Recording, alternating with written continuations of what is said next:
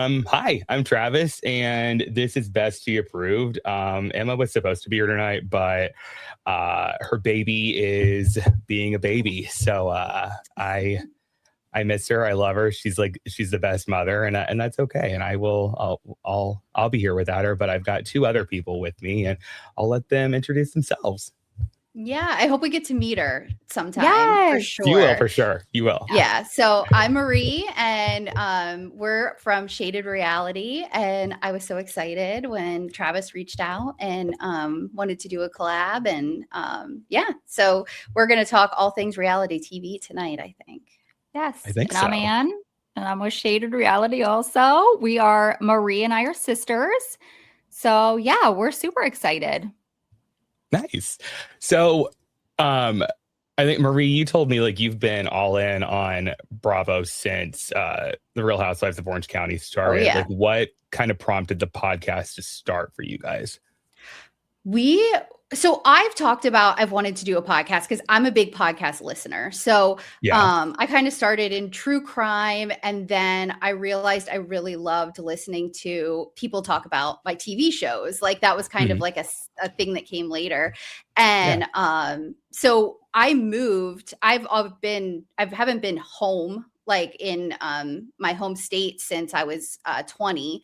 So I finally moved home for the first time in 21 years. And Ann and I I think we had the kids on like a road trip somewhere. I can't remember exactly, but we were in the car talking. Yes. And I was like, I've always wanted to start a podcast. And she's like, oh my God, I would love to start a podcast. And so we just talked about it a little bit.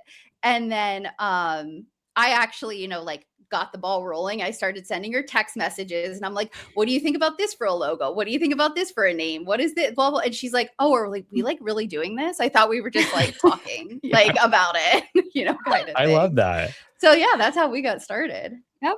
That's so cool. I guess, so tell like, and we'll do both of this, but like, or that's for both of us, but like tell the besties about like what your show is all about. Like what's your vibe? So we pretty much recap reality TV. Our kind of initial like theme of what we wanted to start with was spin-off shows. So we wanted to kind of do those shows that are like not as paid attention to, like they're not the main thing. So we started with Next Gen NYC, and then we talked ourselves into Secret Lives of Mormon Wives as being a spin-off from their TikToks, because like they had a world going on and were popular in and of themselves and had their stories that they were telling before the show became a thing. And now we're currently doing The Valley. So yeah, we don't have a particular like network or anything like that. Spin-off shows was kind of what we were thinking, but we recap entire shows kind of from beginning to end. Nice. So what about you? What's your theme, or like where did you and Emma get started?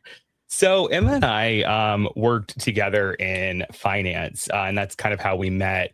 And we both left our first firm together because we hated that. And we were like, oh, maybe if we change the environment, we'll like that better. And come to find out, we just really hated working in finance. But we shared an office at the second firm we worked at. And one of the other people in the office, like, because Emma and I just are like part of the charm of us is we just never shut up. Like that's all we do is talk all day long. So like one of the people that could like were within earshot of us were like, hey, you guys should start a podcast. And I was like, we should, because we deserve attention. Like that's what we should do.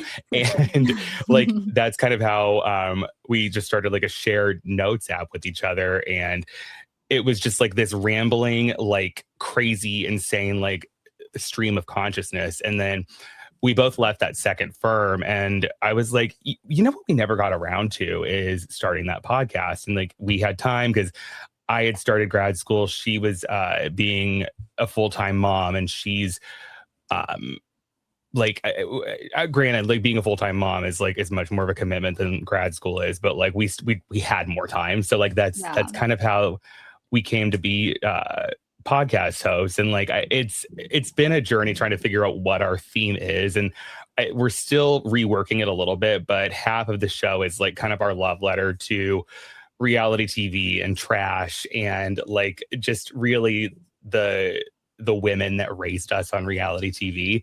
And we started recap. Actually, our first recap was Secret Lives of Mormon Wives, and then we're doing Housewives. We're trying to figure out like what else we want to do, because we've met a couple of other people who do like Drag Race and who do like Big Brother and like that kind of thing. So we're still finding our footing a little bit, but it's been a really cool ride, and I've really enjoyed it. So yeah, and then I'm obsessed with reality TV. Like I cannot get enough of it. And when we get into the Traitors a little bit later, like I'll tell you like Emma's reaction to like how I reacted to watching, I think it was the second season of Traitors in our office. So yeah, I love it. Yeah.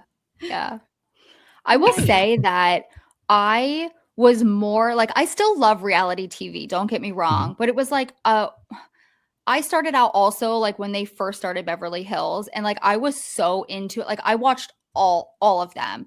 And then I felt like once I started having a family and just like my life and busy, it just seems so much harder to have time to watch these shows. You know, like I still want to be, and I'm like, I think I've said it before, I'm one, I need to sit down and watch it. Like I can't just listen. Like Marie is like, I feel like you like do 7 other things and you're also listening. You know what I mean? Yeah, I need to watch it. Like I can't do one thing at a time. That's not possible. I don't know. either. Like I need to like I want it all for me. Like I don't you know what I mean? Like it's like it's your time. Yes. I get it. I'm kind of the same way when it comes to, or I'm the same way as Marie when it comes to like normal seasons. Like unless it's like a reunion episode or like maybe a premiere where like I kind of want to get back into it. But like, yeah, I'll do like 90 things while I'm watching. Like it's like I'm doing homework, I'm like playing with the dog, I'll do the whole thing. But like when it's reality, or I'm sorry, when it's reunion time, I'm 100% on board with you. Where like I'm all in. Yeah. But this isn't a question we ask everyone on every episode of SD Approved, and it's how we start every episode. What is the last song you guys listened to? So, do you want me to go first? Yeah, go ahead. I feel like I keep talking. I keep answering everything. I will talk over Ann all day, every day. So I got to sit back. So I listened to your guys' one podcast, and you guys were talking about, I think you did the same thing. You were like, what was the last song you listened to? And you were talking about like you use Apple Music, right? Okay. So, and I just thought it was so funny because I use Spotify, but the only listen, I know. The only reason I use Spotify is because I have an 18-year-old daughter who made me get it. I was like a Pandora. Like I listened to Pandora for years. What? I know. Is that still around? Listen, if you like it, I love it. I didn't know that still existed. I'm so sorry. I think my husband still listens to it. Or no, he listens to Sirius, like through the car, whatever. But that's what we listen to. Then my daughter was like, you can't listen to that. Like you need to use Spotify. So I'm like, okay, sign me up. So that's like all I know. But I just thought it was so funny because you're like, I feel like it's a young person thing. Well, and I mean, I guess maybe it is because my daughter got me started on it. But she like paid for the app. Like she did the whole thing because I was like, I'm not doing that.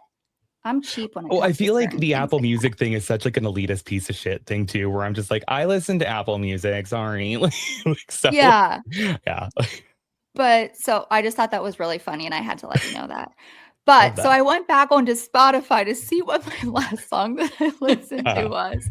So it was Teddy Swims' The Door, but my daughter and I jam out like every morning to Benson Boone, Beautiful Things. We love Benson Boone. It's like our jam. I love that. That was our last song. Nice. What about you, Marie?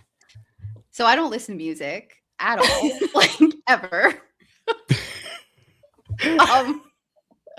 Jesus Christ. I only listen to podcasts or audiobooks. Literally, I have an hour and 15-minute commute like each way, and I listen to either podcasts or audiobooks. My brain doesn't work with music. I don't know how to explain it. But anyway, I did have something I recently listened to because one of my friends from high school, who I don't really like talk to much anymore, but she sent me a text and had a picture of her car radio and said, every time I hear this, I think of your dad.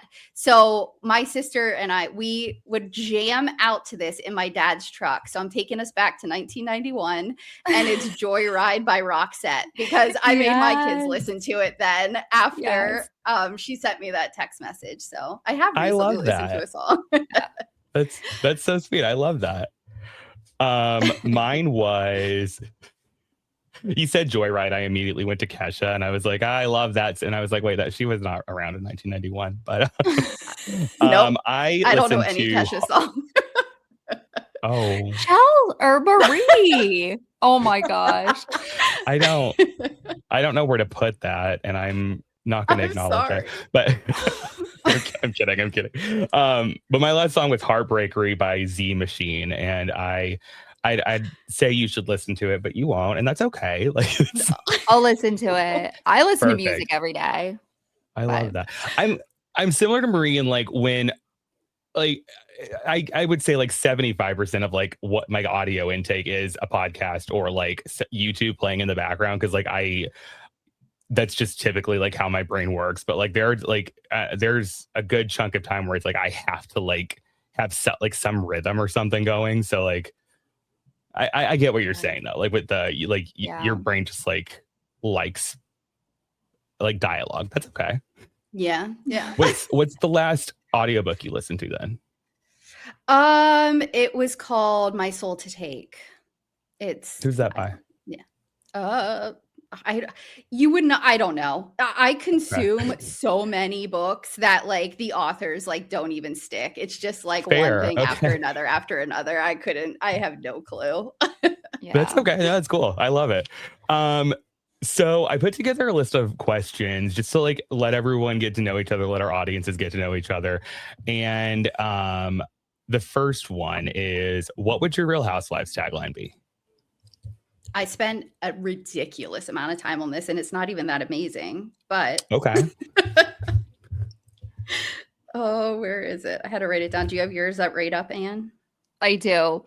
Go for it. Mine's like not great, but I just love it. I said family first, goals always. But then Marie gave me two, and I have to do the say overbite one. Okay. I didn't write that one down. That one was not a good one.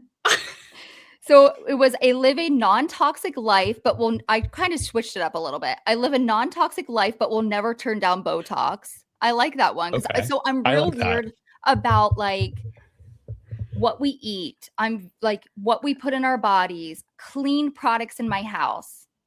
But then people make fun of me because I get Botox. You're like Shannon Bedore. That's okay. That shit in my forehead. But I'm like, no, red dye number 40. We are not allowed to have that in our home. You know, like that's Another one was, I know you only asked for one, but this was one Marie came up with. And I just like laughed so hard. I don't use Dawn, like Dawn dish. So love to yawn because I yawn a lot. On our podcast. I like have to edit out her yawns. I love that. What about you, Marie? What are yours? Mine was, I may love the heat, but trust me, I thrive in the shade. I was trying to play off of like our podcast. That's a good one. That's really good. And I like to be out in the sun. Like summer is my favorite season. And all that. So that's a really, I like that. That's thanks. Good. What's yours? What's yours, Travis? I'm not a force to be reckoned with. I'm a force that will wreck you. Because I would want to be seen as like the bully in the season, I guess. Yeah. That's good. Yeah. Love it. Which Real Housewives city do you think you would thrive in, and who would be your best friend in that city? So I'm 100% New York. I'm 100% New York. Like everyone else gets too petty, and like I'm very blunt. Just in real life. And so I don't think other cities, they would take everything I said too seriously and like be hurt by what I say. Whereas New York, like that's like my personality. And I think I'd be best friends with Carol Radzewell. That would be my girl. Really? Okay. Yes. Nice. I mean, not since I think she might be on the Epstein list or something. This was like This is before that. I We knew all didn't know. that, We and didn't she know. was just on New York City. Yes. Yeah. What about? That Do you have literally anyone just from the clicked in new my head cast that that I knew you? that. No, it's No, I I hate the get new it. It's a weird cast. time. Do you really? I can't. Aw. So Aaron, I might be able to get into it if Aaron was gone. I can't do Aaron. Okay, I'll give you that. Aaron and I want to like Sai. I really, really, really do. But like, I think the first season she was on, it was she leaned so heavily into that. Like, I'm a content creator thing, and I'm like, that's not real. That's not a real thing. Yeah. But she doesn't bother me as much as Aaron. Like, she could just kind of be a background character to me. But Aaron gets under my skin. Like, I just cannot with Aaron. I can't. Yeah, she's hard. What about you, Anne? Where would you go, and who would be your best friend? So I said Beverly Hills, and my best friend would be Dorit. I love Dorit. I do too. Her. And her fashion and just everything about her. Yeah, I love her in the car with that cigarette. That is really that's my favorite iteration of Dorit.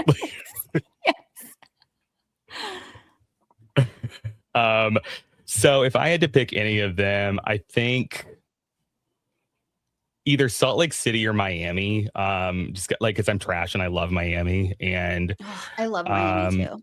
I love Miami. But if I'm picking based on the cast itself, Salt Lake City. And I feel like I actually didn't think about this at all before, like as I was writing this.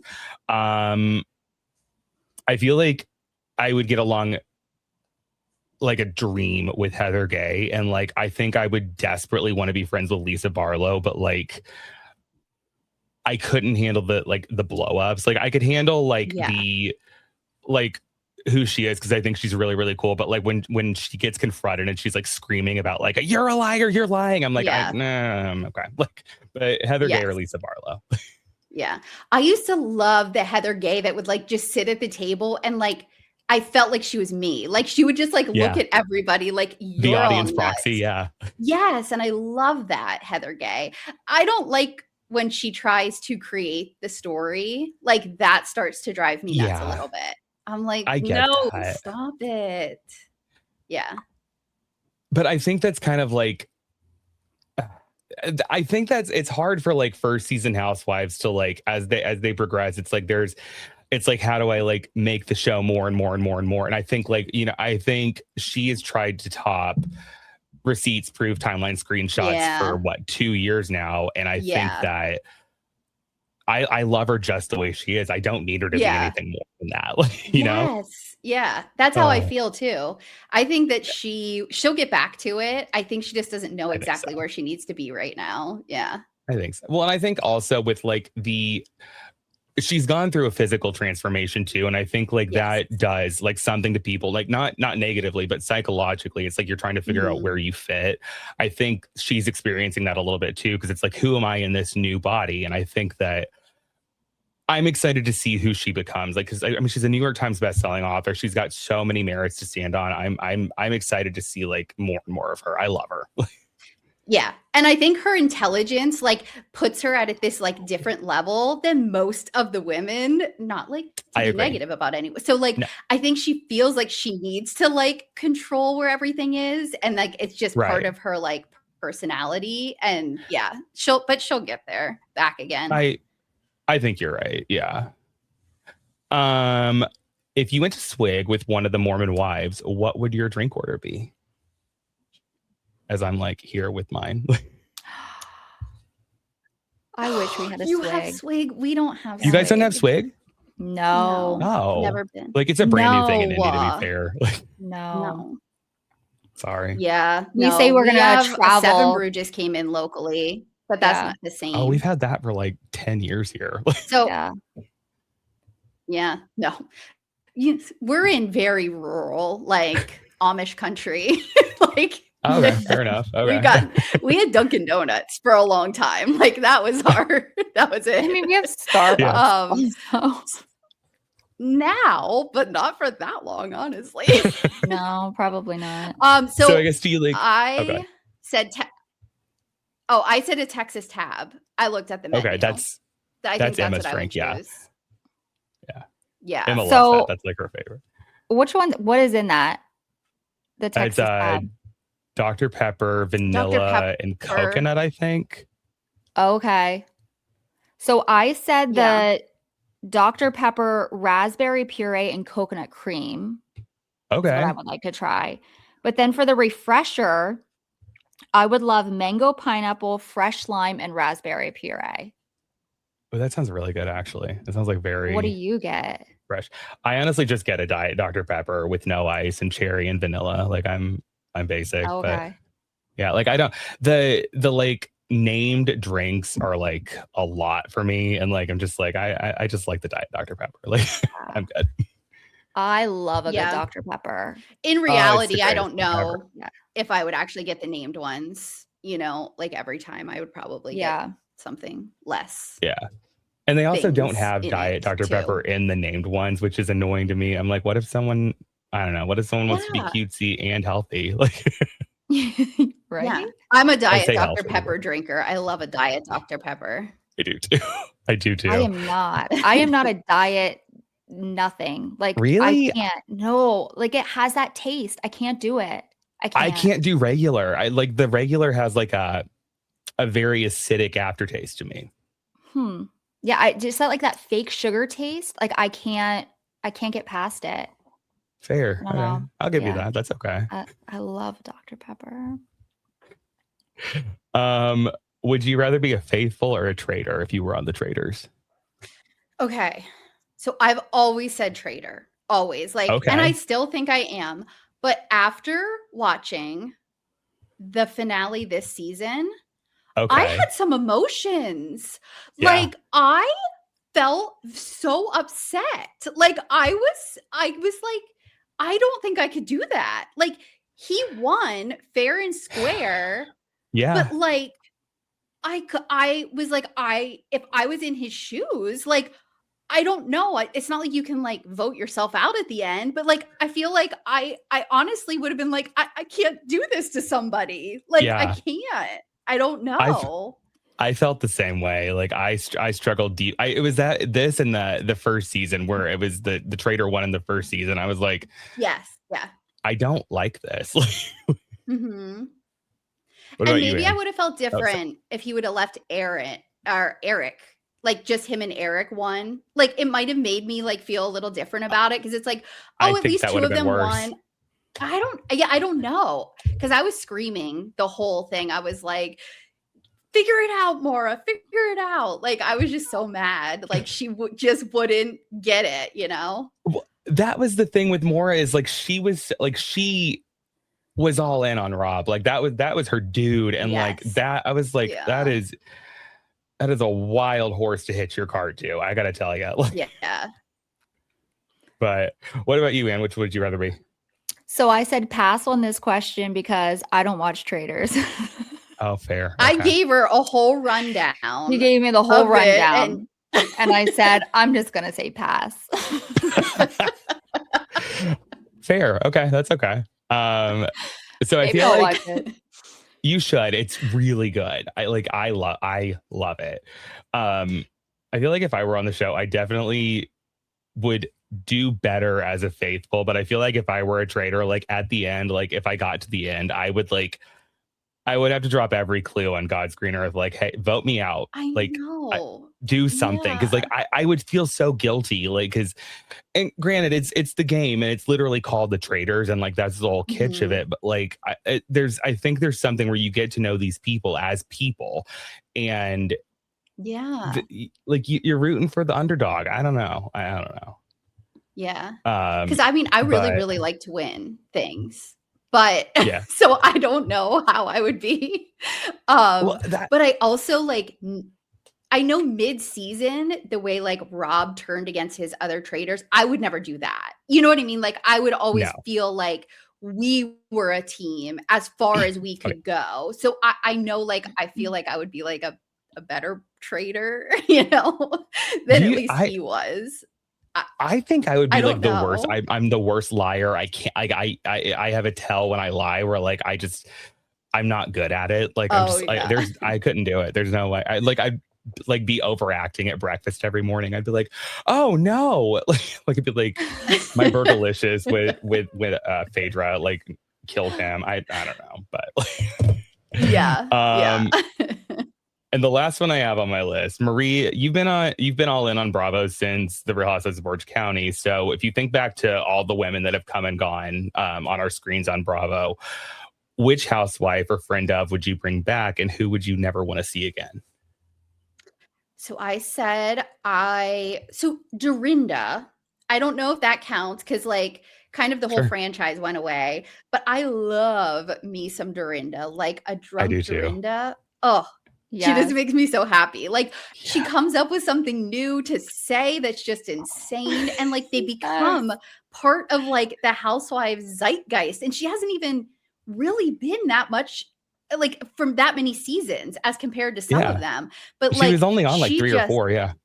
Yeah, but like, oh, I love her. And then I would Bethany. Like I don't ever need to see Bethany again. I loved her in the beginning, but I can't Bethany now. Like I don't know. She gets under my skin. See, I love Bethany. Bethany Frankel is literally my hero, but like... oh no. I love Bethany. Listen, I follow her on all of the social. Like I love how honest she is. You know, like I don't know. I just remember Bethany when she had nothing. I do too. That's why I love her. Yeah. Yes. And now she like created this life for herself, and I love it. Like I love that for her. I will say, like with Bethany Frankel, she is a polarizing character because I can see why she would be a lot for some people to handle. Like, and I'm very similar in that way where like I don't ever shut up, and like I'm an aggressive personality, and like I'm very abrasive, and it's like you love me or you hate me. There is no in between. So I can see why someone would say that. It's just I don't love hearing it. It's okay. Like I'm sorry. I mean, we're cool. I'm kidding. It's okay. What about you, Anne? Who would you want to toot or boot?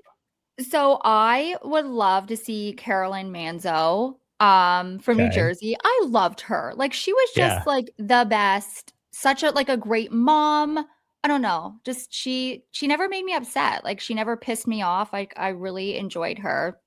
I said never bring back Camille from Beverly Hills. Yeah. Camille and she like would come back on the show often, like make her appearance. And I'm like, why is she here? Why do we keep bringing this woman back on the show? She's someone who they wanted to make her work so bad. And like, she was not built for reality TV. Like she's like, there a lot of times, like, I can't tell like if she's like, if there's something like emotionally wrong, like if she's actually being present, like I struggle with her because I'm like, this is not good for her. Like that you are not, like you're not okay right now. Yeah. But yeah, I struggle with her. If I'm gonna bring back anyone, it would be either Eileen Davidson or Lisa Rinna on Beverly Hills. I think they were just if I could bring back both, I would. I think they are just a lightning in a bottle. Like I loved them together. And then I never need to see Leanne Locken on my screen again from Dallas. I don't know her. Oh, I never watched Dallas. Oh, so I know Leanne Locken from like other people have talking about her and like other podcasts and stuff I listen to, but I never watched Dallas. It was like one of the things on my list, but it was kind of low on the totem pole because like it ended. So it was kind of like, I'll get to it if I get to it kind of thing. But yeah, I don't know her like personality. It's a lot. Like it's a lot. Like, and it's not a lot because like, I like messy women. There was just a lot of problematic behavior that was there. And that show was hard because it's Texas. So you like have to put it in that context, right? Yeah. Cool. So Emma and I also have a fun little segment that we do called complaining. What do you guys have to complain about today? Anything in the world? So I wrote down on the notes, but I cannot stand when people like I work, in like an office setting, etc.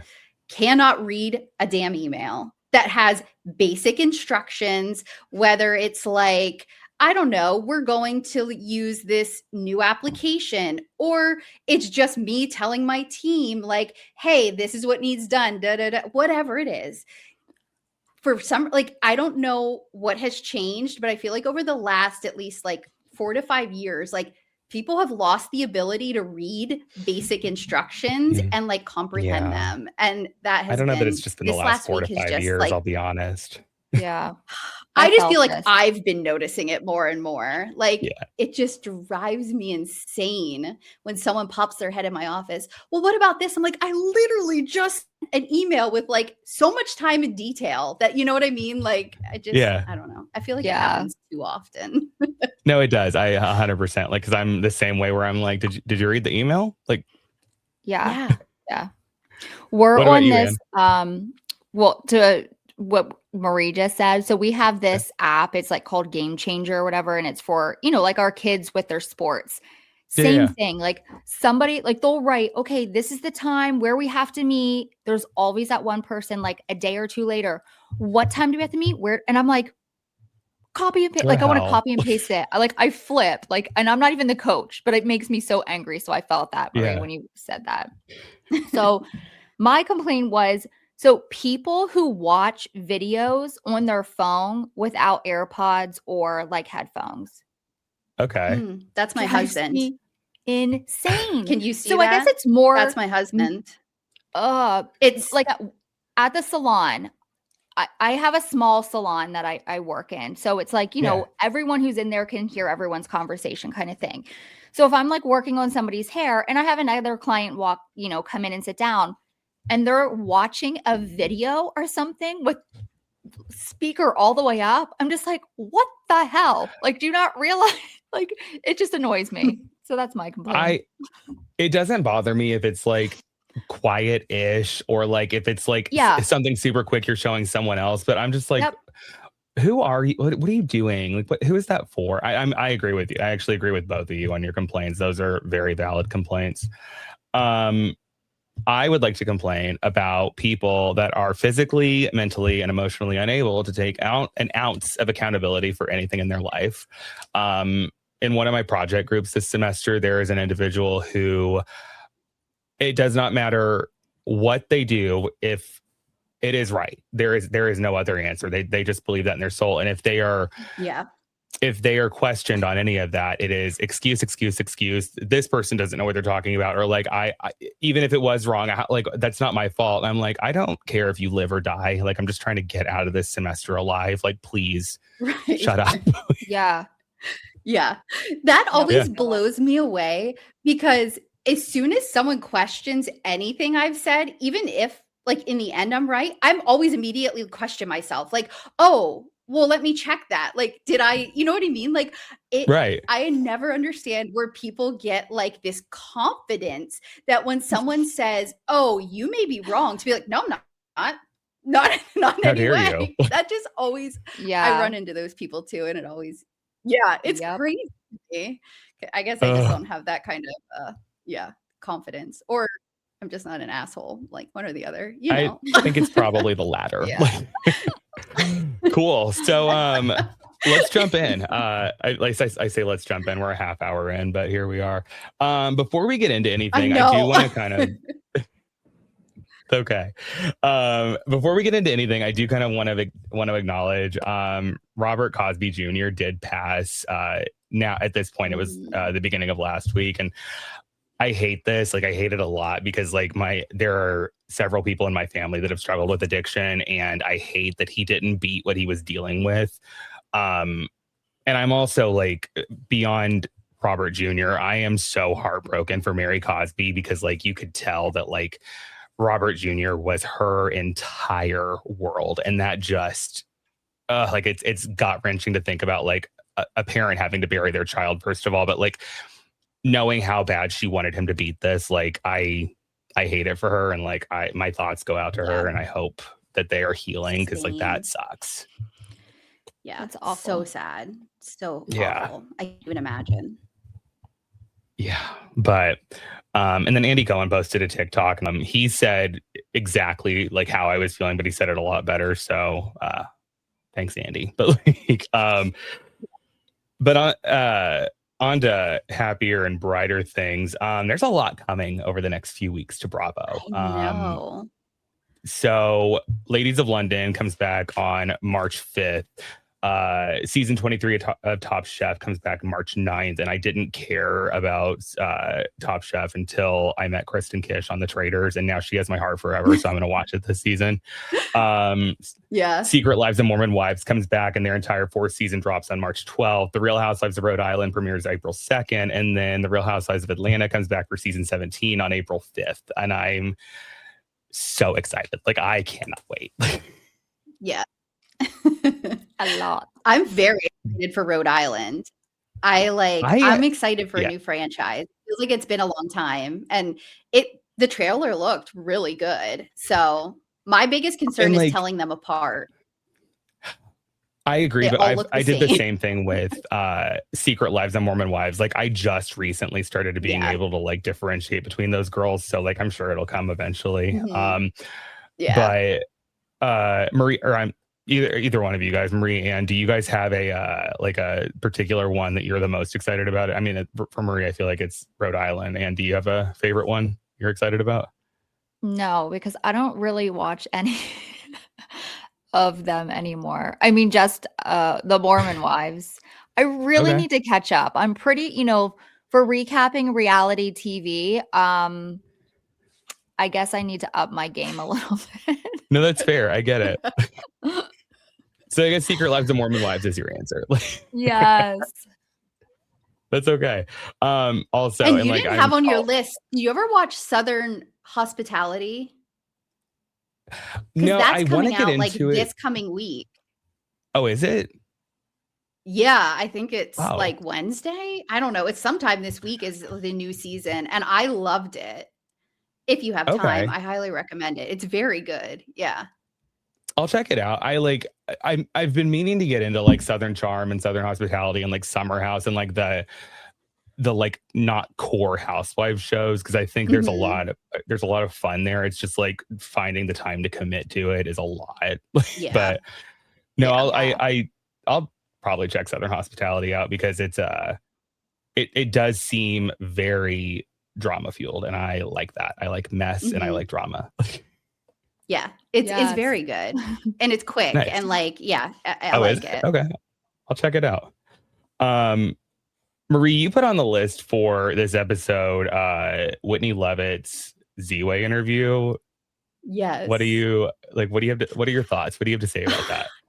Okay, so I never listened to Ziwe interview people before Whitney Leavitt, and I just started seeing clips. So I did like go watch some other ones too, and I kind of then like understood a little bit more of how she asked questions, and like she'll even repeat some of the questions, that she asked Whitney, but I don't know. Sure. I kind of realized like Whitney's not that funny.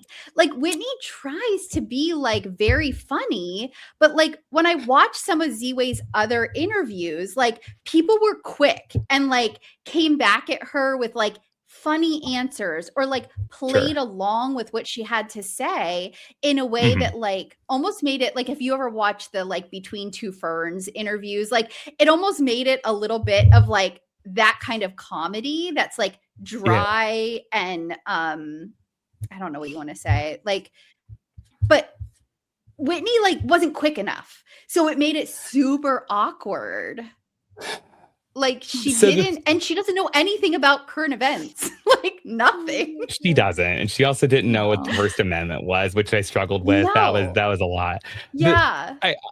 What I think I recognized was someone who was deeply trying to like not be problematic in a way that it, like they could put whatever she was saying online and like clip it out or whatever, like whether or not it was taken out of context. I think she tried to be within those safe lines, but I think the magic of Ziwe is, I think if you're a good sport about it, I think Ziwe will give you a lot to work with. Yeah.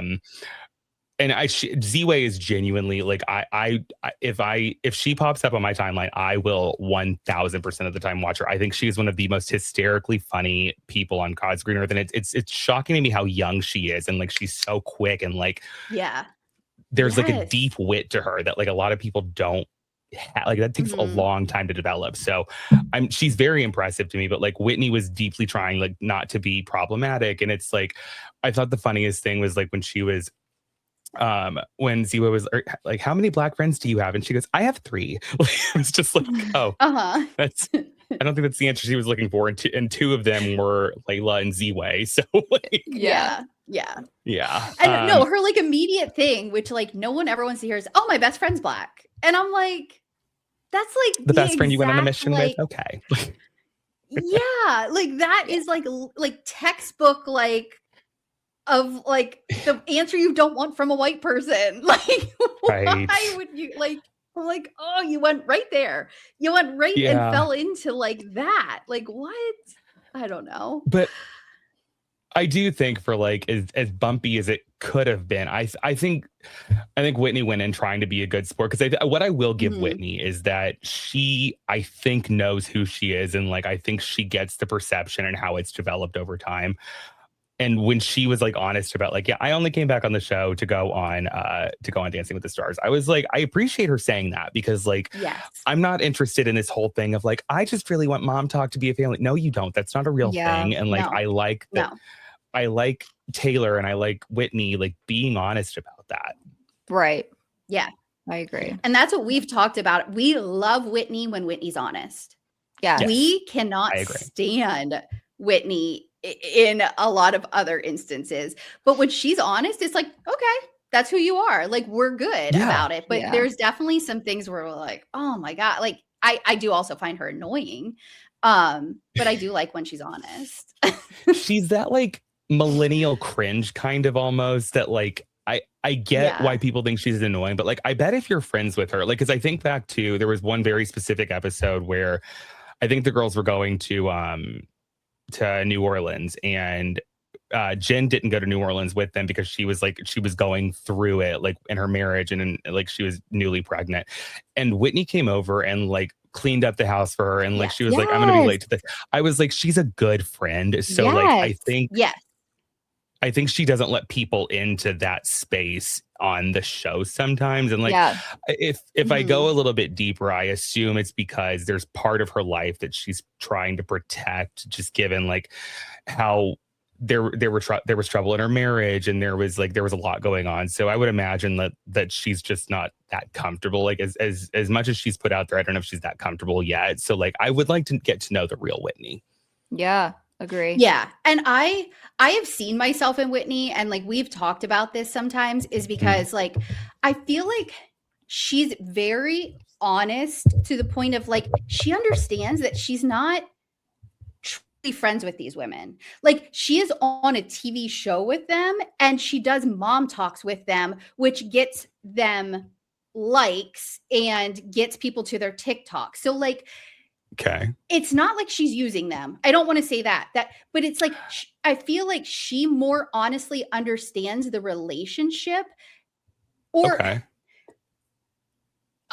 she's honest about the dynamic. Sees her relationships and the dynamic is the way I sometimes can see relationships and dynamics, and it makes other people uncomfortable because other people get close to each other a lot faster. Like I just don't. And so like I see her like from that perspective, because she's like, I don't get it. I showed up. I did the things we were supposed to do. I'm doing this show. I'm having the dinner. I'm doing the stuff. Like, why do you need me to then send you text messages? Because like in her head, that's fake.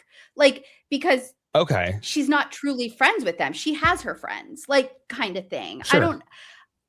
So that's the perspective I get from it, because I don't like easily like pull people into my circle. So I kind of like see that with her. It's like, this is my job. And so she has a job boundary and relationship with these people. Whether that's true or not, I don't know. I'm probably projecting, but that's how I see it. No, I think that's fair, because I think she has said that on at least one instance I can remember where they were I think they went to Stagecoach, and like she showed up at the house that they were filming in, and she was like, I'm gonna do some TikToks real quick because I'm like contractually obligated to. And like granted, she wasn't getting along with the women at that time, but like I think And your perspective is actually very fair, and I've never thought about it that way. But like, I think from my perspective, it's like, why can't she be friends with these women? Because like, I look at like people like Michaela and Macy, who I love their friendship, and that is a real, genuine friendship. And it was the same way at one point. I want to believe it was the same way at one point with Demi and Jesse, even though I don't know that Demi ever had a genuine bone in her body, but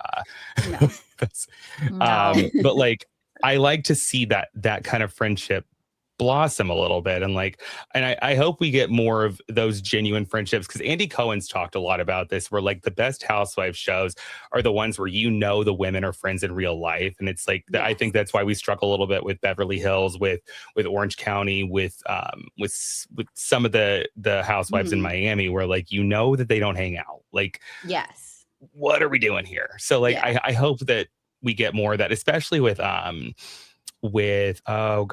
Miranda coming back into the group, because I think she's just a cool girl, and I can't wait to get to know more about her. Yeah. Miranda's like, I have a crush on her. She is like, I do too. I'm like, God, she's hot. Like, she is so hot. Yeah, there's not an ugly one on that cast. Like, let's just call it. No, there's not. They're all gorgeous. But like, Miranda's like, there's just something about her where I'm like, you are cool. Like, I want to be your friend. Yeah. I feel like she's cool and almost a little dorky, which makes her even cooler. Like, all maybe at the that's what it same is. time. Yeah.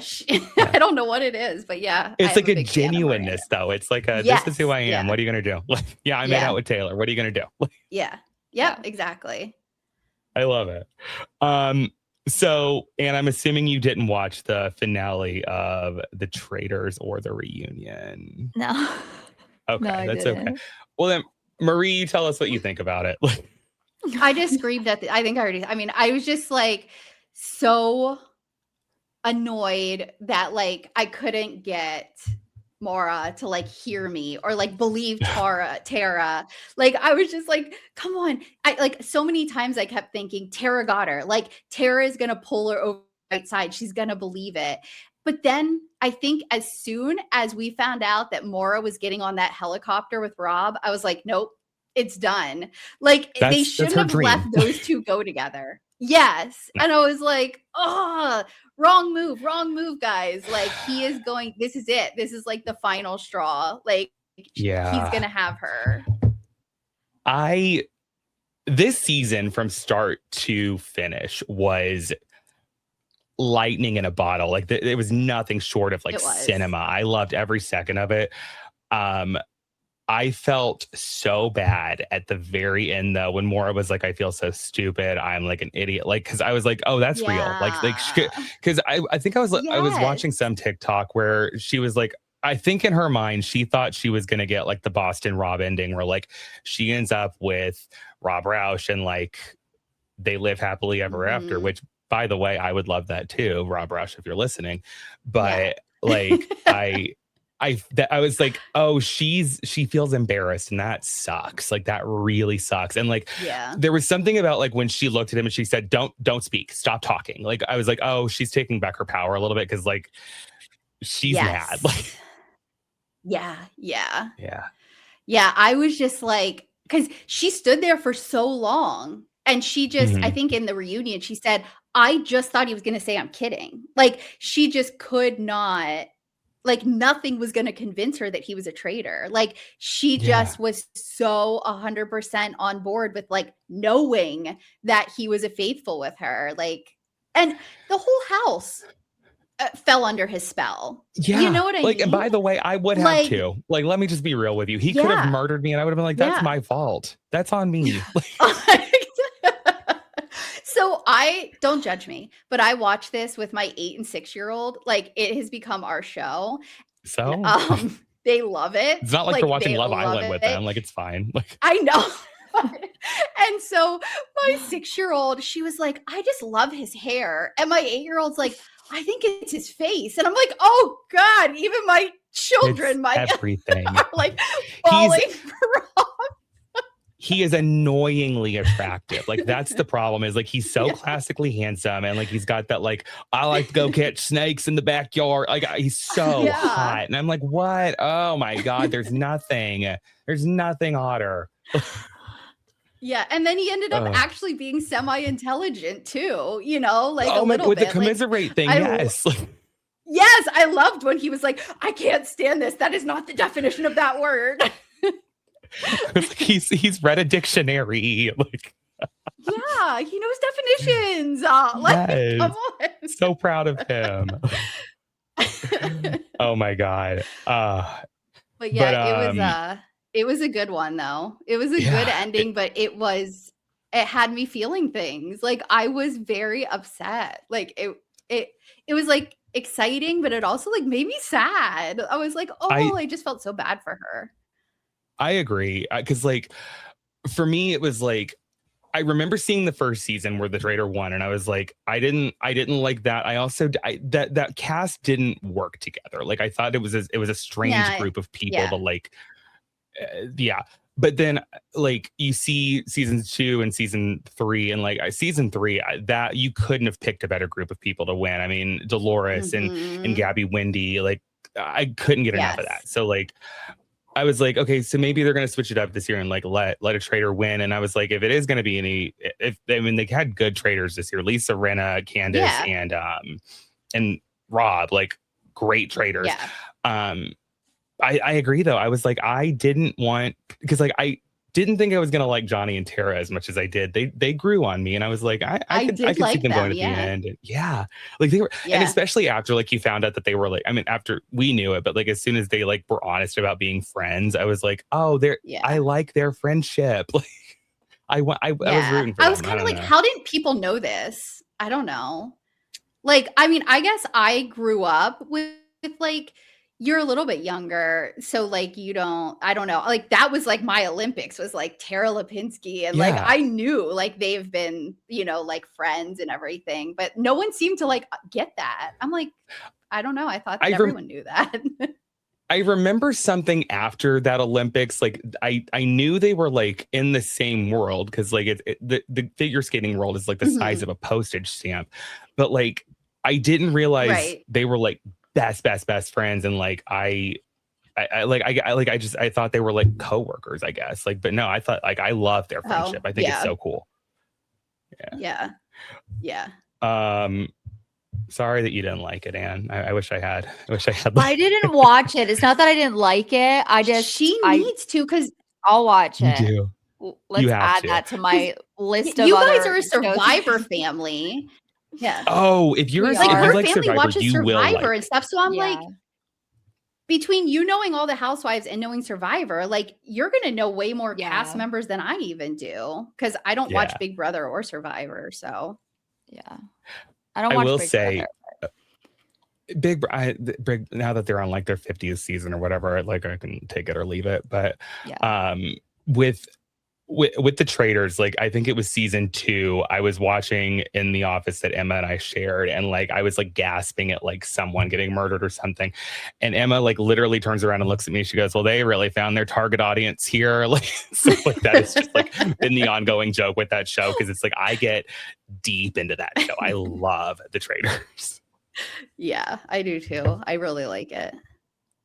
And I need you to watch it. Like when you do watch it, I want you to come back on, and I want us to unpack it together. All right, I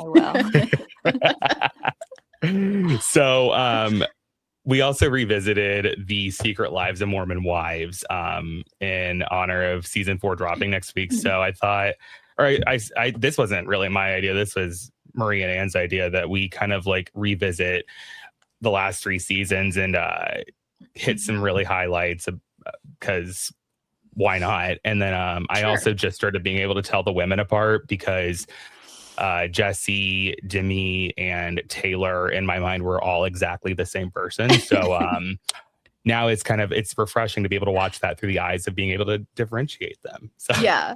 It's so funny you say that, because I went back and watched each of them to like refresh myself and kind of like fast forwarded through a little bit.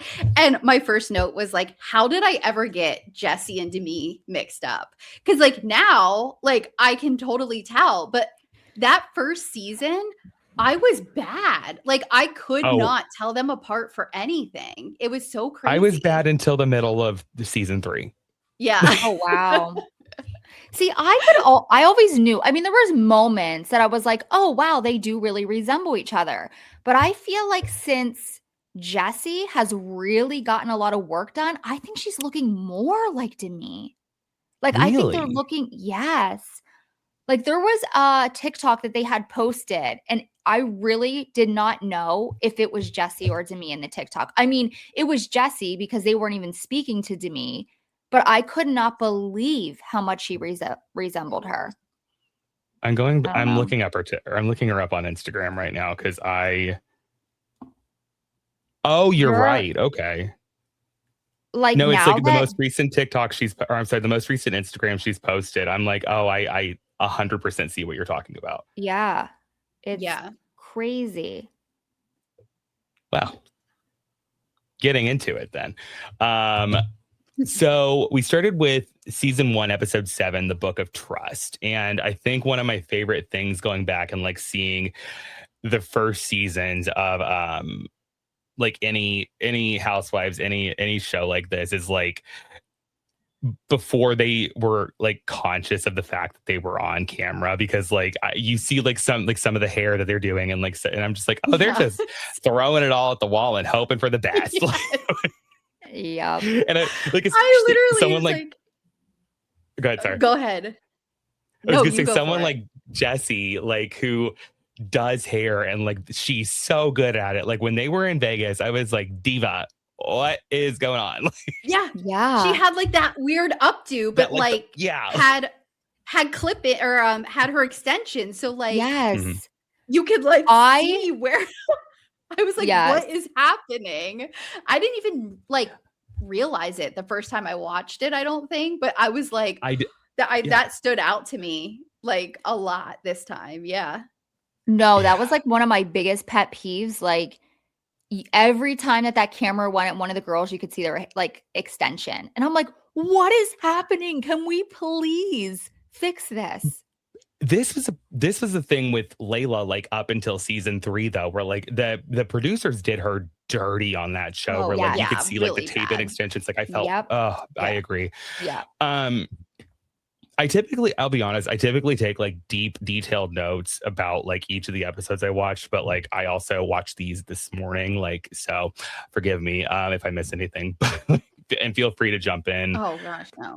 With anything, but so this was the episode where they're kind of like, it's the aftermath of the Vegas thing, and they like go to Chippendales, and Zach's doing his whole being on the cross thing about like how he can't be with someone who's doesn't have morals or whatever. And like I think back to like I've been to Vegas, I've been to many times, I've been to one of these shows, and I guess my question is like, do you think these women are like going in and like hooking up with these men? Like, is that what you think is happening? Like, cause like it's the whole thing is it's like, it's a fantasy. It's one night we watch these guys dance for an hour, and it's like, we have something crazy to talk about at work the next week. Like, what? It's not that big of a deal.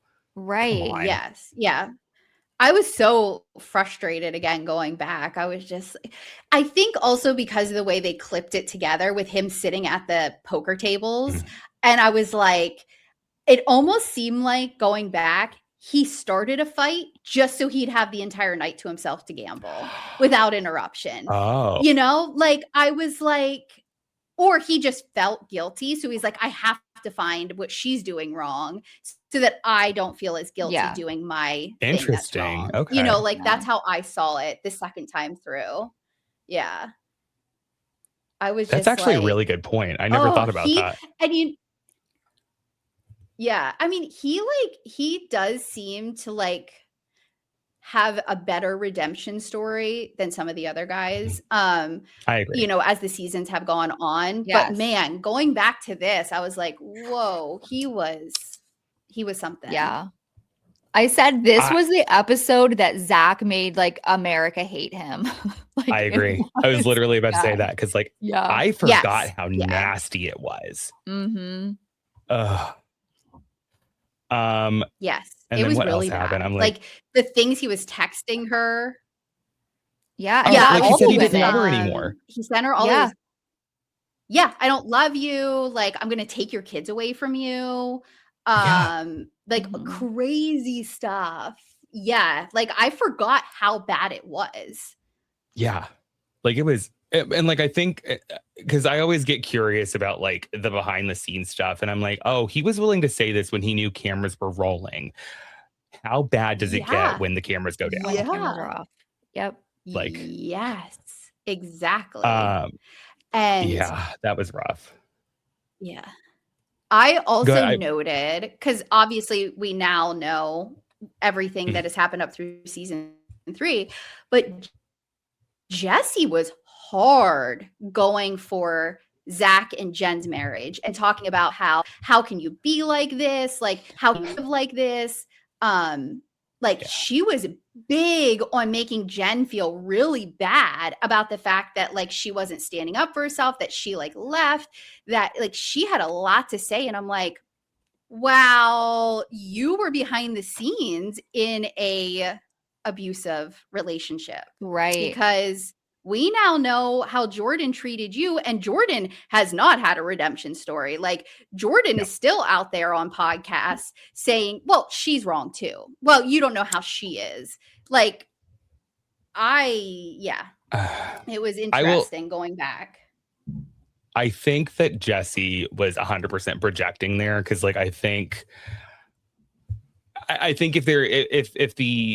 if the fighting between Jesse and Jordan was bad before, like I imagine that what happened with Marciano only made it a million times worse. So like if it was going on, like I would imagine like it was something that Jesse could let go, but like it was enough to make her project onto Jen what she wishes she could have said.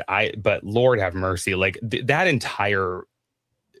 whole thing with Jen and Zach, I was like, I'm glad that they like figured it out, but like I don't know that I could have come back from that, honestly. Like hearing that you don't love me anymore, I'm like, well, bye.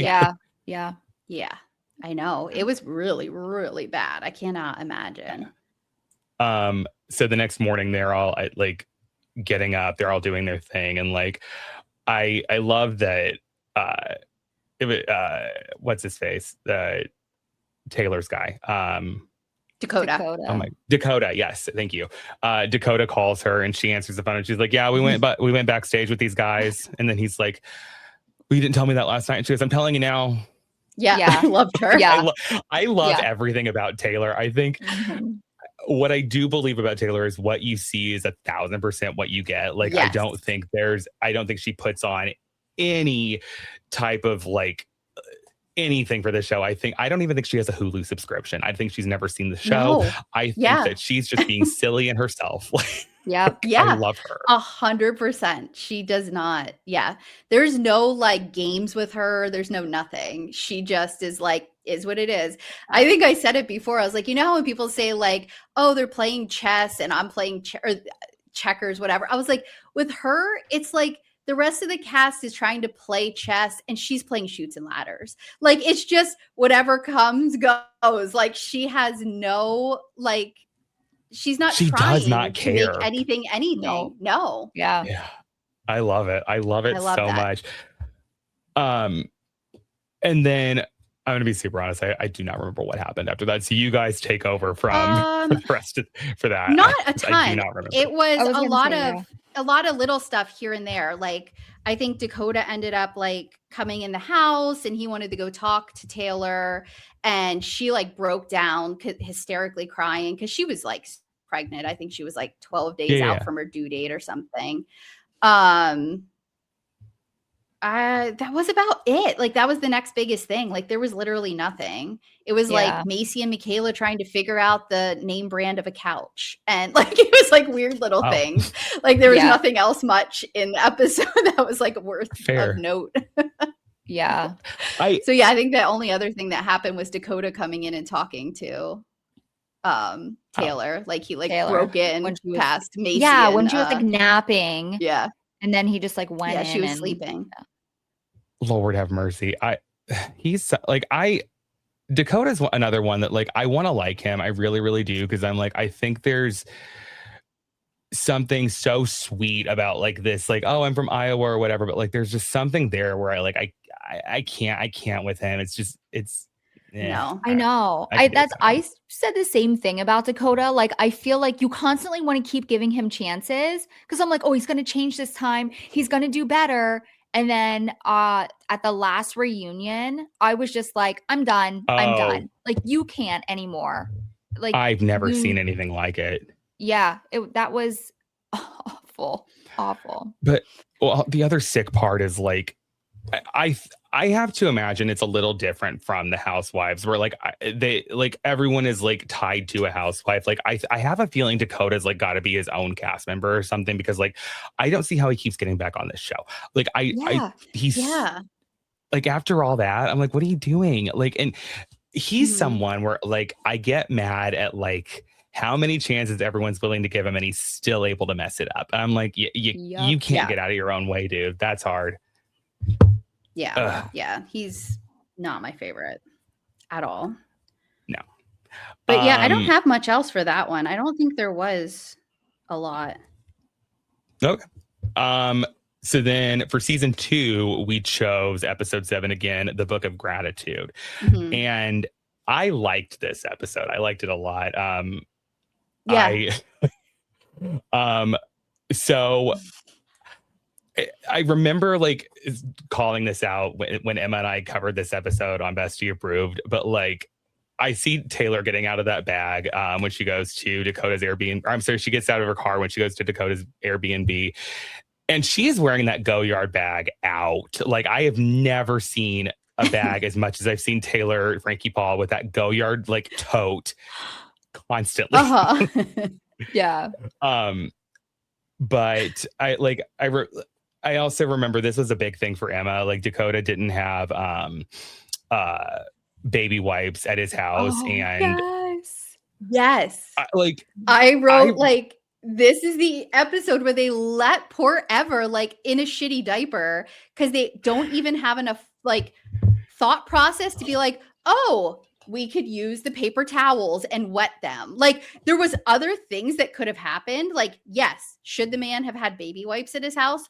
100%. Like being a parent, we have baby wipes. We had baby wipes everywhere. Like they were just constantly all over the place. I couldn't imagine running out of them. But like there are other ways to clean up a baby besides let them sit in a shitty diaper. There are, like you can figure it out, but they didn't. It was weird to me. Can I be so real with you? The entire time I was like, I don't see what the big deal is. Like, and then Emma was like, "You're an idiot. Like, don't say that out loud." Because I don't like kids. Like, what am I gonna do with that? Like, oh my gosh! Like, you didn't think it was a big deal that they didn't change his diaper, or like that he didn't have baby wipes. That he didn't have baby wipes, because I was like, oh, surely he's just gonna go get him if he needs them. Like, right. But I also like I think I'm giving him a lot of credit there, so I could be wrong. I don't know, because when I mean that wasn't like top of my thing. That like like there were things that we forgot all the time. I can't even tell you how many times we went somewhere and forgot a bottle, or just something, a diaper, something so stupid. So, I mean, it happens. He ran out of, but I mean, like, I get what Marie's saying. Like, take him and hose him off in the bathroom, like in the tub. You know what I mean? Use a towel, wipe him off. Like, I don't know. There were so many things. Like, they made this into be way more than what it needed to be. That was the part that annoyed me, was just how long they like kept filming and like wouldn't get this poor kid out of his wet, shitty diaper. I'm like, there are other ways to clean up a butt than wet wipes. Like, I think that was the part that like drove me insane. And then the other thing, when you said about Taylor's bag, the Amazon Prime commercial that like Jesse and Demi had, where Jesse goes over to her house to wrap Christmas gifts? Oh, yeah. And they have 2 Prime boxes on the porch, and they're like, we love Amazon Prime. It's so fast. And like they bring him in and they show her cutting through the Amazon Prime tape. And I was like, was that this episode? Wow. Like, I think so. That's the one I took notes on. I don't know. I mean, I have the Dakota diaper thing too, so it should be the same. It was like the beginning. It was one of the first scenes. Yeah. I must have fully just like, because I remember what you're talking about, but like I didn't even clock that. But like I remember when I saw that, I was like, okay, this is a sponsored episode. Yeah. Yeah, like big time. Yeah, it was right before Taylor went over to Dakota's place. Okay, that is so funny. I didn't even. Oh no, I do have that. Like, okay, so I literally wrote. I have a note here saying Jesse goes to Demi's house. I didn't pay attention to this scene. That's literally what I wrote. Okay, so got it. Okay. There was nothing else of importance that happened in it, but I just needed to note how ridiculous their like product placement commercial like was in the middle of it because it was so dumb. Yeah. And get that Jeff Bezos money, I guess, whatever it takes. Yeah. Demi and Layla are talking, and Layla and Cam, I guess, had a fight so bad that Layla is flying solo at Friendsgiving, which sucks because like I'm the single guy at every event. Like I feel for her what she's going through. Especially because like she's had this guy and it's like whatever, and it's like, well, okay, like I guess I'm not bringing him. Like I hate that. Like looking back on their relationship, I mean, Cam was never the right guy for her. Like Layla's way too hot for him. But 100%. Like Layla could have so weird anyone she wanted. And like also looking back on it, Miranda's ex Chase's brother, when they were dating, I guess they broke up, and like Chase's brother is hot. Like I hate that they broke up. Like but so I guess Layla had invited Whitney, and then she wasn't sure about inviting Jen. And like, it's funny, like looking back on this, because like I remember hating Whitney. I don't remember why I hated Whitney. And then it's like I remember hating Jen, and I couldn't really remember why I hated Jen either. So it's funny what these shows do to you. And then like I like had to jog my memory. So like it was, I mean, Jen was just a liar. That's why I didn't like her. Like I still don't remember why I hated Whitney, but like so, but they're talking, and like I don't remember what made me write this down, but like oh no, it's because Demi said she feels like Taylor is triggered by her success, and I was like, Demi, you need to shut your mouth, like because I know I've always hated Demi. Like, yes, I did like Demi, whatever. How in the very beginning, the first season, the first couple episodes, I liked her, and I liked how she called out like everyone, and then I didn't. Like it was bad. Like I liked her, and then instantly I was over it. Okay, but I guess I can see that, because like there does feel like, if you don't know her, there does feel like there's an honesty there, but like yeah. Do you know who Brett's ex-wife is, by the way? Not good. Who? Do you know who Brett's ex-wife is? Angie Harrington. Yes. Yeah. Oh yes. Yeah. I was like, I would love to know more about that. Which surprises me, because it's like I obviously know he's older, but like Angie Harrington just seems like in a fully different generation than Demi. You know what I mean? So like it doesn't Harrington's even seem like only like 40 something. She's not that old.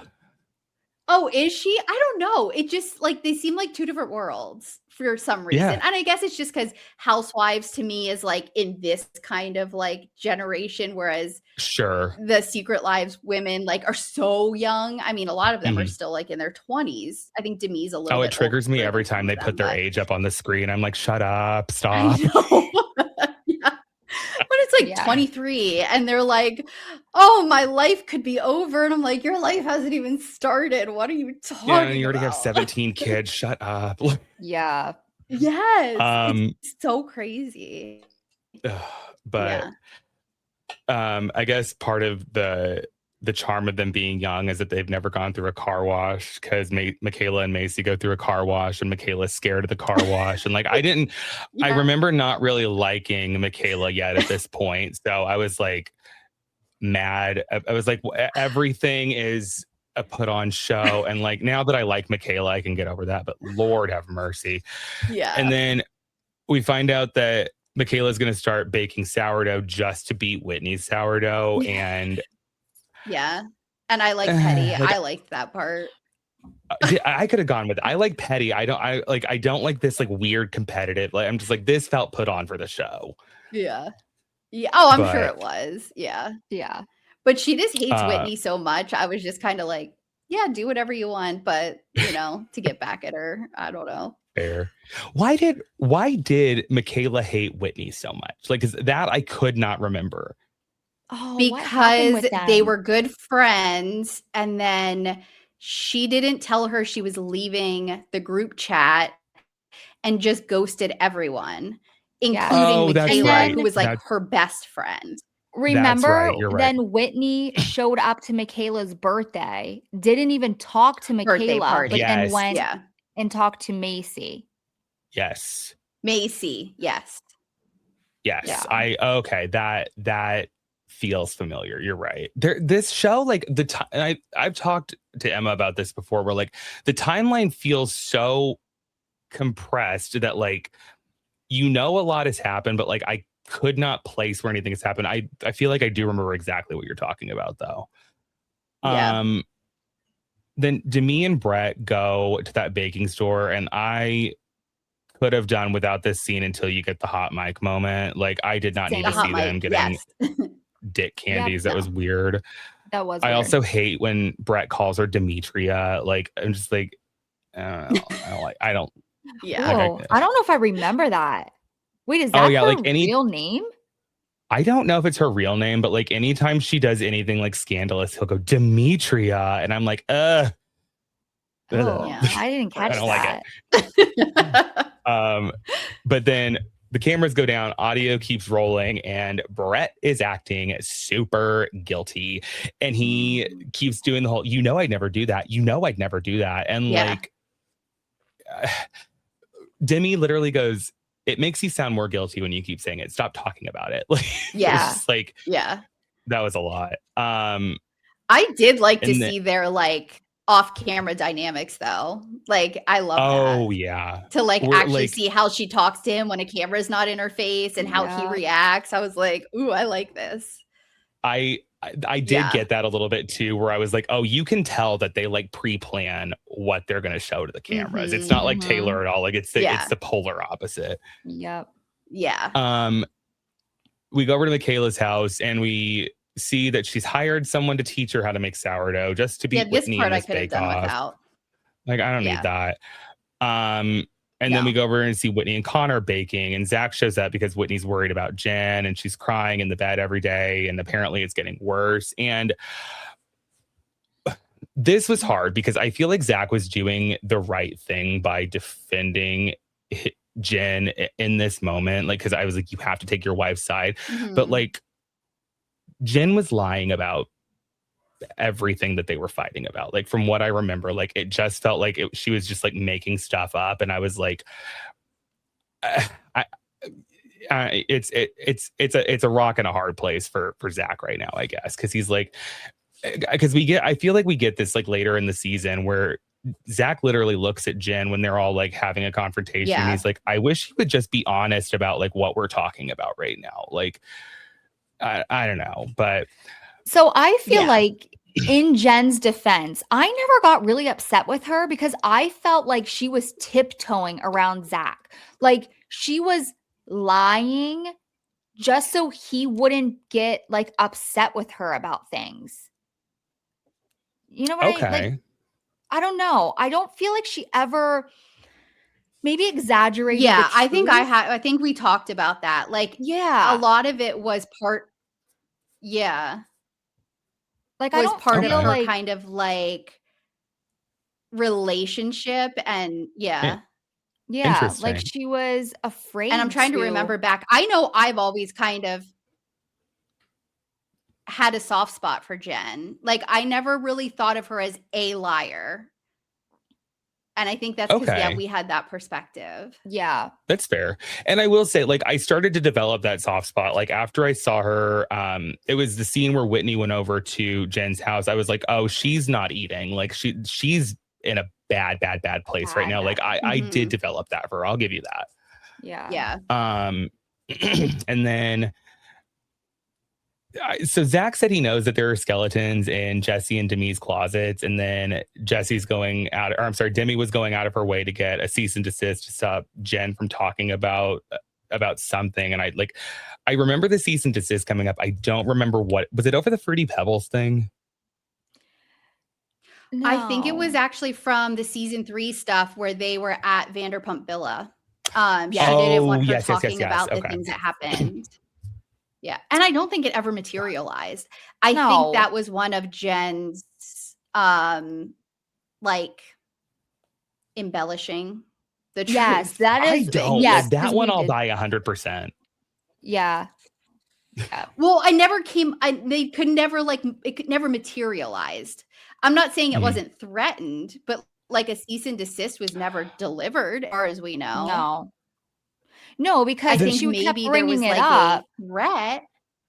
It was a threat. Yeah, because Demi would consistently say, "Well, show it. Show the the papers or whatever." And there was never anything.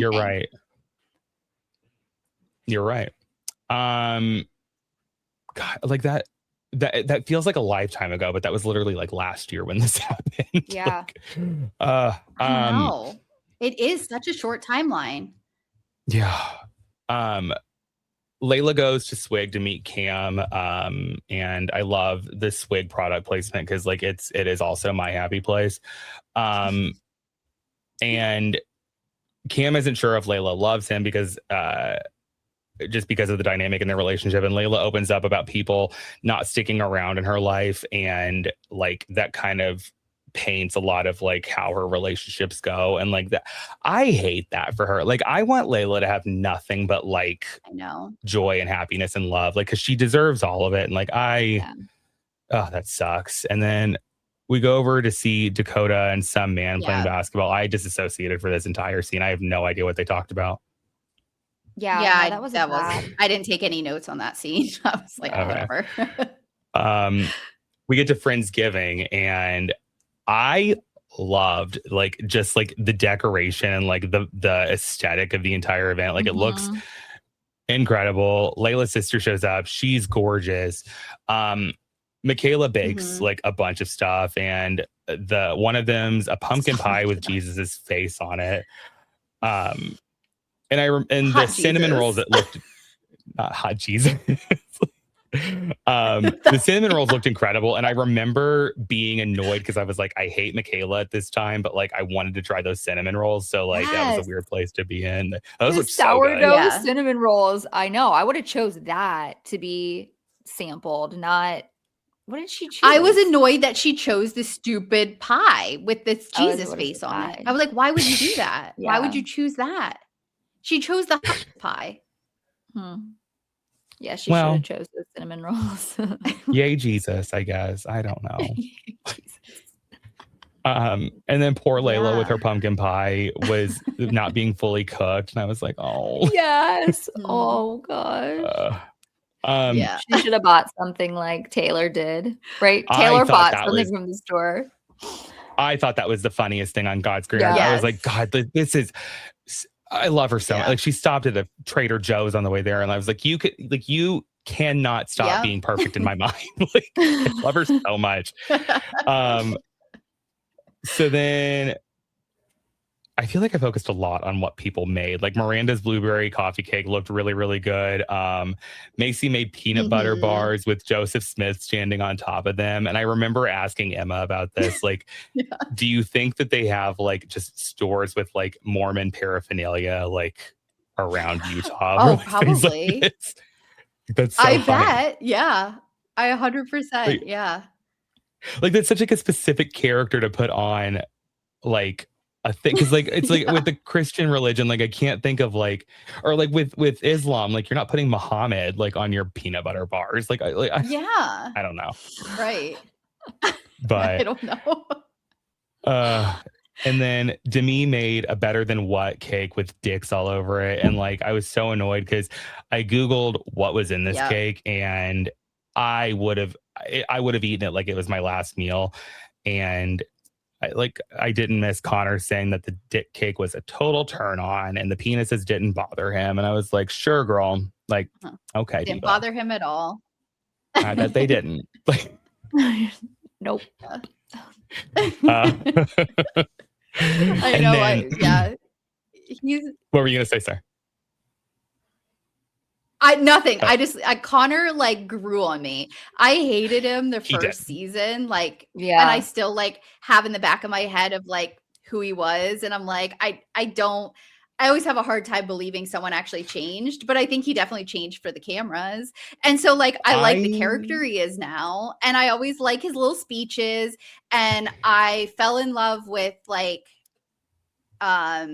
you know, like when he told his backstory and all of that stuff. Like I'm a sucker for somebody's sad backstory. I agree. Like you're gonna get me every time with it. So you know. I agree. No, I think with Connor, I think the problem that I had with him is like I knew we weren't getting the real him. And I think when he fixed everything that happened with Whitney, and like I think that he made right by her, I wholeheartedly believe like what we're seeing is the real Connor now. Like I'll give him that. Like he did grow on me a lot. I hope so. Yeah. Layla ended up bringing up the confession she got about Brett, and like Brett looks so furious for a second. I was like, oh, he's breaking character. Like he is like we're getting the real him. And Macy said she regretted sharing it with the girls because of this. And I was like, no, you don't. Like I like Macy, but I was like, don't pretend like you don't live for this. Come on. Yeah. And then that like got brushed over fairly quickly, I felt like. But then Taylor starts to break down about the Dakota situation, and say what you will about these men, like, and really the entire group. I was so impressed by the way they really rallied around Taylor to support her, and they really tried to build her up and lift her up. And I thought that was just really cool to see, because I was like, you know, they talk about like what mom talk is supposed to be, and like what the heart of it is. And I was like, oh, this is what they're talking about. That's really cool to see. Yeah. I like that also. Yeah. It was a good ending, and it was like perfect for the Friendsgiving like theme. I agree. It was a perfect bow on that, because like it was, I think getting there was like, God, like I could have done without like probably 40% of this episode, but I was like, I'll take it because of the end of it.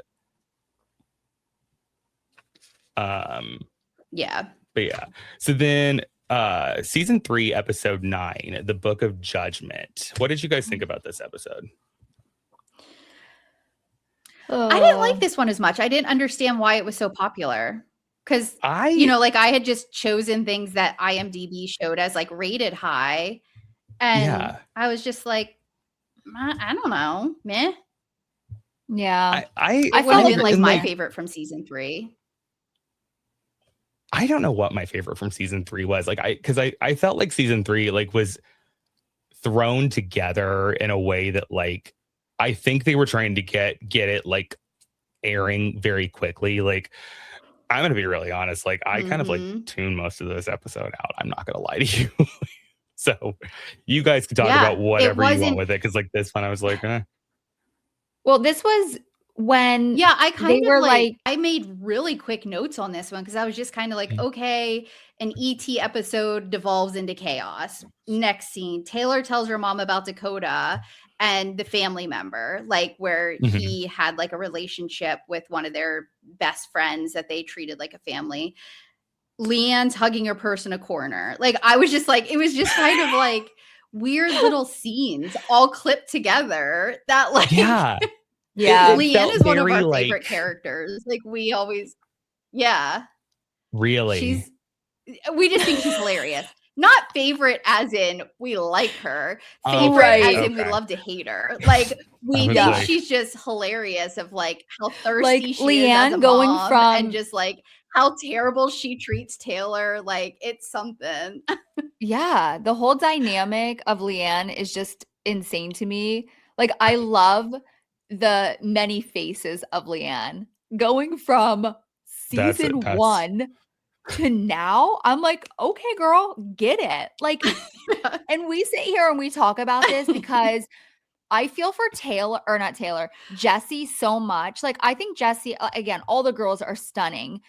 Yeah. But what she's constantly doing to herself, like, you know, and I know people are so hard on her about it, but if I was a public figure, I would be doing the same freaking crazy bullshit. I know I would. I would be picking myself apart. Oh, I'm on my third nose right now. I don't want to hear anything from anyone about plastic surgery. I think I support it. I want everyone to get whatever elective surgery they want. I don't care. That's how I am. Like, I agree 100% because I know if I had the money, and again, you're constantly looking at yourself in the screen, I'd be like, oh, I can change that. I can do this. So yeah, we're for it. With Jessie, I think it goes a little bit deeper too, right? Because she works in the beauty industry, and like there's like you're looking in a mirror all day, and like there are, I mean, and it's like part of it, like she's not part of the church anymore, but like the church will put deeply into you, like, and it's not just the Mormon church, like a lot of churches are this way, where it's like your only job as a woman is to be an attractive, good wife. And like, so like, I think some of that stuff is very deeply ingrained. And I can understand why someone like Jessie, who is gorgeous to begin with, I don't think she needed a syringe of Botox in her, but like, if she wants to go get it, I understand why she feels like she not needs to, but I understand why. I understand where that comes from, I guess. Yeah. Yeah. Mm-hmm. Yeah, for sure. I could not stand. I don't know how I would react if I had to look at myself. Who knows, because I don't. Oh, I gotta tell you, like, I don't have people commenting on my face, so I can't even imagine what that would be like all the time. Yeah.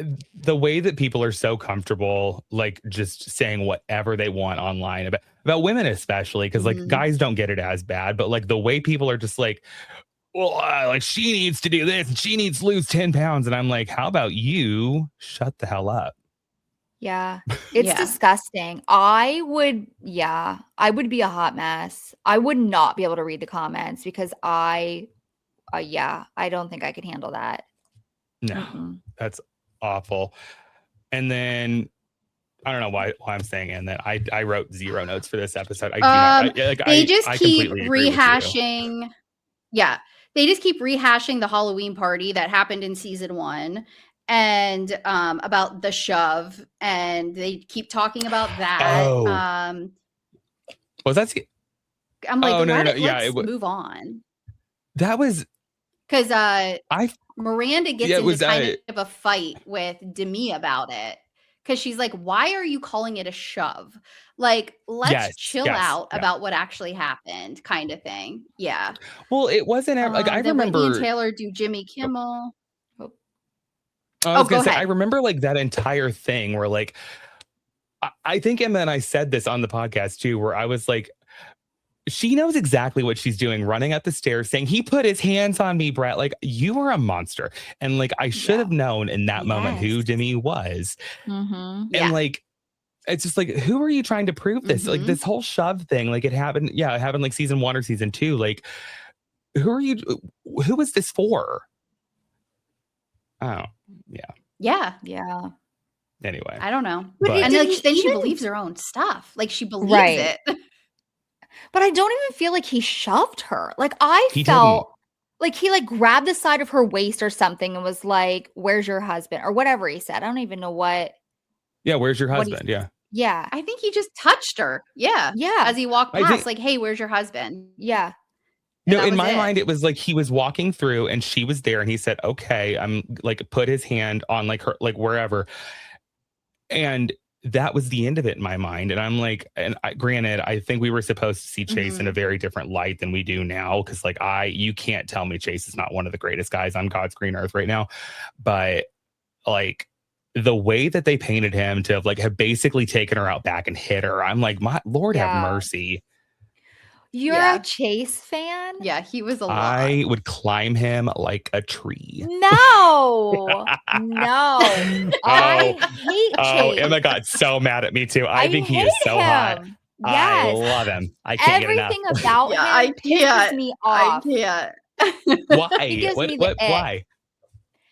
Just I don't like. I guess it's because like I'm such a big fan of like Miranda, and it's just like, where did he even come from? He kept putting himself in situations because he wanted the fame and he wanted on the show.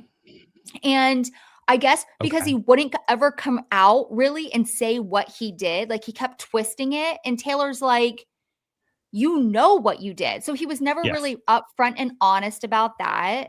Mhm. I don't know. I just feel like, and then in the reunion when they had him, I was like, why is Chase Oh, here? being a Really? bartender for Dunkin' Donuts. That was weird. Yes. That, to be fair, that was weird. I'm just Mhm. I think I not- like him because of who I've seen on social media. Because I will buy that the swinging thing was very hard for all of them to get past. I'll give every one of them that. I will give them all the grace about it being very, very messy and like no one really knew how to handle that situation. Whatever. I think that like looking at Chase, who he is publicly now, like in 2026, who he's been very, very honest about, like, I love my gay friends, I love my trans friends, like I'm here for anyone who's marginalized. Like, and I'll be honest, I didn't expect that of him.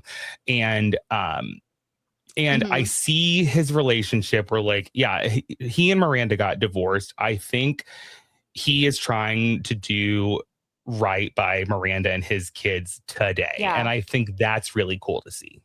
Yeah. I do love their Yeah. videos, And- them being together as a family. Like, I do love that for them. But then when he posts those like TikToks of like him putting his arm around Miranda, and then she's just like, look, I'm just like, how many of these videos do we have to see? Like, it is a little kitschy. You're right. Yeah. It feels like they found a theme that got like 1,000 likes and they leaned heavily into it. yes. Yeah. Yes.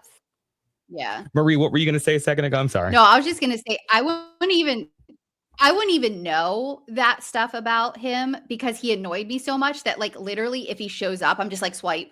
Yeah. Like I don't even Oh. watch Mhm. anything No, he would say. So I would know nothing about his current like viewpoints or how he, like I wouldn't even consume his like material to know. So that's interesting Fair. because I wouldn't have known that otherwise. Yeah. It's funny that you mentioned that because like I think the reason I did consume his viewpoints is exactly why it's exactly what I said about him when we first met him on the show. Like it was like, oh, he looks like a douchebag. He looks like he would treat me bad, and I'm wildly into that. So I'll listen to anything he says, and even if I do hate him, we'll see where it goes. It's okay. Like I love him. I love it. So stupid And hot. then, Like, oh yeah, we just- Lord. We end this episode with Leanne and Taylor calling the family friend, and Oh the yeah. family friend doesn't Yes. remember a damn thing, and they call her Dory, which I thought was funny. I know. And I love that's that. it, 'cause That part. was- we like Yeah. The way that like couple things. The way that like she couldn't stick to a story, right? Like where it was like, well, I sent him like a swimsuit pic. I didn't think that was weird. And then Taylor's someone you can't pull that with. Taylor's like, I thought you said this. Like Taylor remembers. no. Yeah. And I was like, gun to my head, you could not get me to admit what that woman admitted on the phone. Like I don't, you were dim, ma'am. No. Like I don't get it. Yep. Yeah, she just kept saying more and more things, and I was like, Yeah. you could have just stuck with the story, and it might not have even like made the show. But the fact you keep admitting more and more, I don't know. I also like that's one of those things like because at this point Taylor and Dakota were trying to work it out, I think, and I'm like, if I were Dakota, I would have because I think it all came out because he told Jordan, right? Like Jordan, and then Jordan ended up telling. Yeah, I would have taken it to my grave. Dakota is also someone that is dim. Yes. Like, ugh, Yes. yeah. Yeah. But like, also, I think it's funny that you guys love to hate Taylor's mom because like I can't anytime she comes on the screen I want nothing to do with her. Like when she came back for season 2 and she'd had work done and to look like Taylor, I was like I see this for exactly what it is, and you're jealous of your daughter and I don't like it. It makes me uncomfortable. Like, Yeah. But- And that's why we like it. Because we like when she shows We're- up to stuff, we're like, oh, there's Leanne. Like we always talk about her if she's there. There's Leanne. Just Yeah. inserts herself into so many things that like if that was my mom, I'd be like, what the hell are you doing? The only thing she's Yeah. inserted herself into where like I felt like any good came out of it was she showed up to I think it's the next episode, the Christmas party, or at some point in this Oh, season, the Demi's Christmas party for Christmas party. Demi's Yeah. Christmas party. And I was like, I feel like this is the one time that I can see she is trying to defend her daughter, because like she has never done that in the past. Right. Yep. Yeah. But Yeah. I'll be honest, it was fun to go back and rewatch these episodes, because like I forgot like just how messy Secret Lives of Mormon Wives is, and B, like I love to see the progression, like, because it's a positive and negative thing, because like it's like, oh, you see like the real people come out, but it's also like you see how much like some of the individuals are putting stuff on for the show. So like I think it's just really interesting to see how all that shakes out. Yeah. But yeah, for sure. I'm excited. I can't wait for the new one to come out. But I can't wait. You guys are more than welcome to come on to talk about it with me and Emma, like for whatever you want. I think that is going to be an incredible season, because I think what Secret Lives does very well is like, if there's drama, they're gonna get it. And I think you're getting the real, like for the most part, the real honest, like they're not putting on like things like you're getting in Salt Lake City, or like where you're getting in Orange County or Beverly Hills, where they're not fighting about what they're actually fighting about. I like this though. Yeah. Yes. But yeah. Cool. Yeah. For sure. What closing thoughts do you guys have, if any? I don't know. I was gonna say that's you, Murray. If I can't prepare Either for way. something, nothing's gonna come to the top of my head. I had fun. I mean, I Did can't you? wait for the next season. I can't wait for everything to come out. Yeah, I really did. I would love to meet Emma. I would like to do this again. Yes. You know, if you're up for it. I had a good time. Hopefully, I didn't talk too much. I would love to. No, I think that this was fun. Like I like bringing other people on. It's like we've done this with Husbands Watching Housewives a few times, and like I love to get their perspective, because like I think they're just as into the fandom as we are, but like they go hard for different people, and I like hearing other people's perspectives. I had a great time. So thank you guys for coming on. This is really, really cool. Yes, thanks for having us. Thank you. Thanks for having us. Of course. Tell the people where they can find you. We are at Shaded Reality Pod on everything. And we have new episodes every Tuesday and Thursday. Love that. From Indy to the rural areas of you said it's the Amish people you live with, to Salt Lake City, where the Mormon wives are. We love you and thank you for listening. And then thank you for listening. Yes, thank you.